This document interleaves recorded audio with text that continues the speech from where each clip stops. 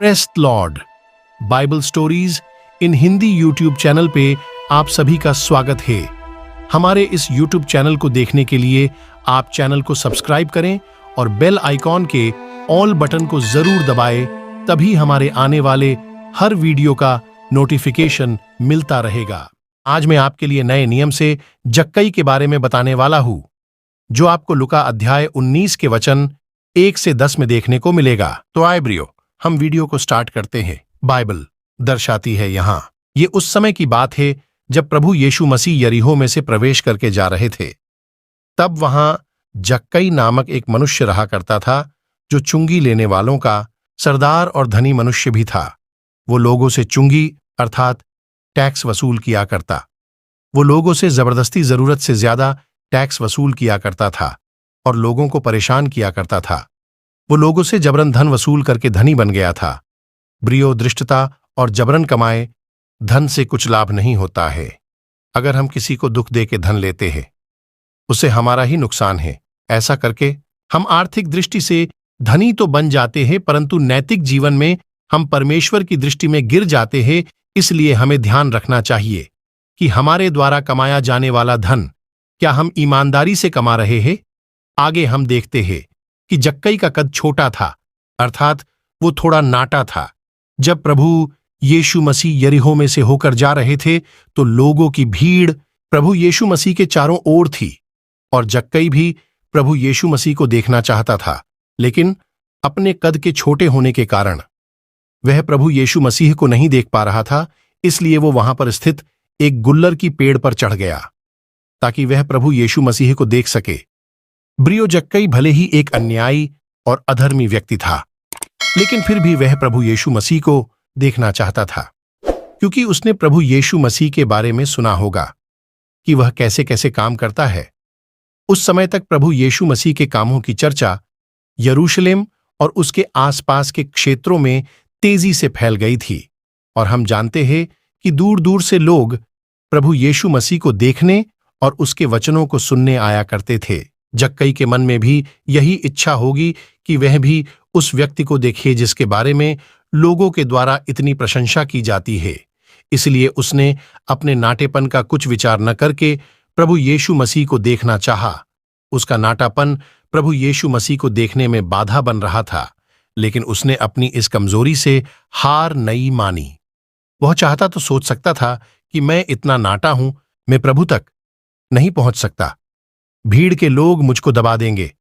लेकिन ऐसा कुछ विचार न लाकर और सभी बातों को दुर्लक्ष्य करते हुए वह गुल्लर के पेड़ पर चढ़ जाता है ताकि बस एक झलक प्रभु यीशु मसीह को देख सके। ब्रियो, हमारे जीवन में कुछ ना कुछ कमी रहती है। कभी कभी तो हम ये सोचने लगते हैं कि मैं तो ऐसा हूं, मेरे जीवन में ये कमी है, मुझे प्रभु ग्रहण नहीं करेंगे, मैं कैसे प्रभु के पास जाऊं। इन सारी नकारात्मक बातों से कई बार हम घिर जाते हैं। लेकिन ब्रियो, जक्कई से हम सीख सकते हैं कि उसने अपने शारीरिक कमजोरी को प्रभु से मिलने में बाधा बनने नहीं दिया। वह उसका उपाय ढूंढ लेता है और प्रभु को देखता है। ब्रियो, इस घटना में हम आगे देखते हैं कि जब प्रभु यीशु मसीह उस मार्ग पर थे जिसमें गुलर का पेड़ था, तो प्रभु यीशु मसीह ने ऊपर दृष्टि की और देखा कि जक्कई उस पेड़ पर बैठा प्रभु यीशु मसीह को देख रहा है। तब प्रभु यीशु मसीह ने उससे कहा कि हे जक्कई, झट से नीचे उतरा, क्योंकि आज मुझे तेरे घर में रहना अवश्य है। तब जक्कई तुरंत उतरकर आनंद से प्रभु यीशु मसीह को अपने घर ले गया। तब जो लोग वहां खड़े थे ये सब देखकर कुड़कुड़ाकर प्रभु यीशु मसीह के विषय में कहने लगे कि वह तो एक पापी मनुष्य के यहां जा उतरा है।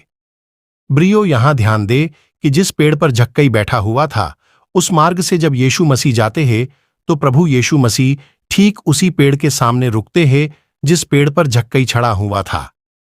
क्या कभी आपने ये सोचा कि प्रभु यीशु मसीह ये कैसे जानता था कि गुल्लर की पेड़ पर जो व्यक्ति चढ़ा हुआ है वो जक्कई ही है। ब्रियो, हमारा प्रभु हम में से हर एक को जानता है, क्योंकि इससे पहले की दुनिया बनाई जाती वह था और वचन में ऐसा भी लिखा हुआ है कि हमारा प्रभु हमारे जन्म के पहले ही हमें जानता है।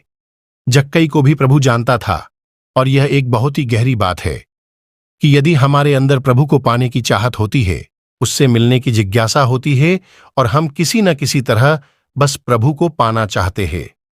तो प्रभु भी अपने आप को किसी न किसी तरह से प्रकट करता है, चाहे वो प्रार्थना हो, वचन हो या दर्शन हो। जिसने सच्चे दिल से प्रभु को पुकारा, उसने पाया भी है। एक और बात पर ध्यान दे, ब्रियो की प्रभु ने यह नहीं देखा कि वो कैसा व्यक्ति है, ना तो प्रभु उसका कद देखता है और ना ही वह ये देखता है कि समाज में वह कितना बुरा व्यक्ति है, क्योंकि उस समय चुंगी लेने वाले को सभी लोग घृणा की नजर से देखते थे। इसलिए लोगों ने प्रभु यीशु मसीह के विषय में कहा कि वह तो पापी के घर जा उतरा है। ब्रियो, हमारा प्रभु भेदभाव नहीं करता।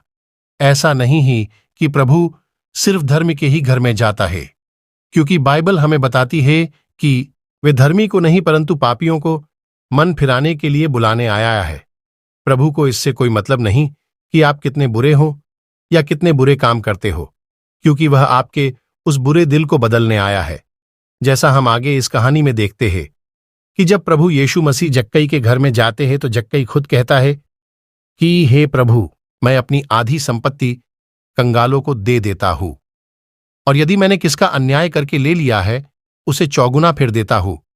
तब प्रभु यीशु मसीह ने उससे कहा कि आज इस घर में उद्धार आया है, इसलिए कि यह भी अब्राहम का एक पुत्र है, क्योंकि मनुष्य का पुत्र खोए हुओं को ढूंढने और उनका उद्धार करने आया है।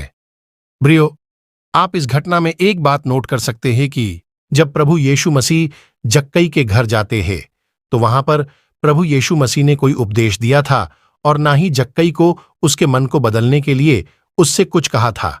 लेकिन फिर भी जैसे ही प्रभु यीशु मसीह उसके घर जाते हैं, जक्कई खुद अपने आप से कहता है कि मैं अपनी आधी संपत्ति कंगालों को दे देता हूं। ये एक अद्भुत बात है कि प्रभु यीशु मसीह के बिना कुछ कहे ही जक्कई ने अपनी गलती स्वीकार कर ली। उसके घर में प्रभु यीशु मसीह के आते ही उसे इस बात का एहसास हो गया कि जो कुछ भी वह अब तक कर रहा था वो गलत है, और अपनी गलती को सुधारने के लिए वह एक निर्णय लेता है।